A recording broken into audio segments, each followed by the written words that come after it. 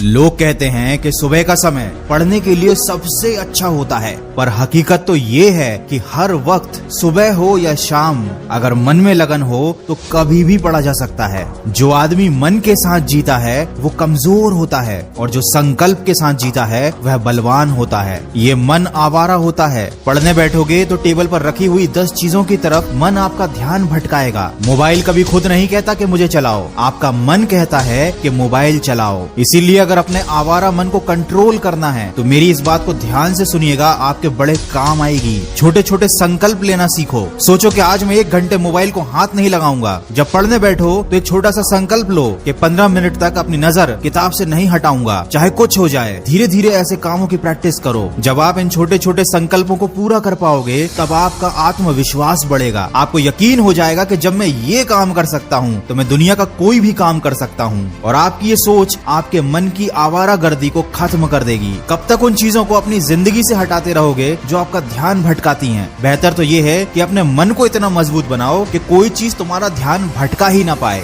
वो कहते हैं ना, सड़क से कंकर हटाने की जगह पैरों में जूता पहन लेना ज्यादा बेहतर होता है। किसी ने क्या खूब कहा है, मौत तो सबको आती है पर जीना हर किसी को नहीं आता। देखो, अभी तुम्हारे पास मौका है अपनी लाइफ बनाने का, और ये मौका आने वाले समय में तुम्हारे पास नहीं रहेगा। और अगर तुमको अभी भी पढ़ाई बोरिंग लगती है तो इसका मतलब ये है कि तुमको आज तक पता ही नहीं चल पाया कि तुम पढ़ क्यों रहे हो। पढ़ाई बोरिंग होती है, सच बात है, बिल्कुल बोरिंग होती है। इसमें कोई मजा नहीं, कोई एंटरटेनमेंट नहीं, कुछ भी नहीं। लेकिन सोना भी तो बोरिंग होता है। इसमें कौन सा एंटरटेनमेंट, कौन सा मजा होता है? खाना खाना भी बोरिंग होता है, लेकिन जब नींद आती है तो सोना पड़ता है। भूख लगती है तो खाना पड़ता है। तब एंटरटेनमेंट और मजा, ये सारी बातें मायने नहीं रखते, क्योंकि इनकी जरूरत नहीं है। जरूरत है तो सोने की, जरूरत है तो खाने की। ठीक वैसे ही पढ़ाई जरूरी है। मायने नहीं रखता ये बोरिंग है या मजेदार है, ये जरूरी है। क्योंकि अगर तुमने अभी अपना भविष्य बना लिया तो शायद तुम आगे अपने मन के काम कर पाओगे। लेकिन अगर मजे के चक्कर में, बोरियत के चक्कर में अभी तुमने कुछ नहीं किया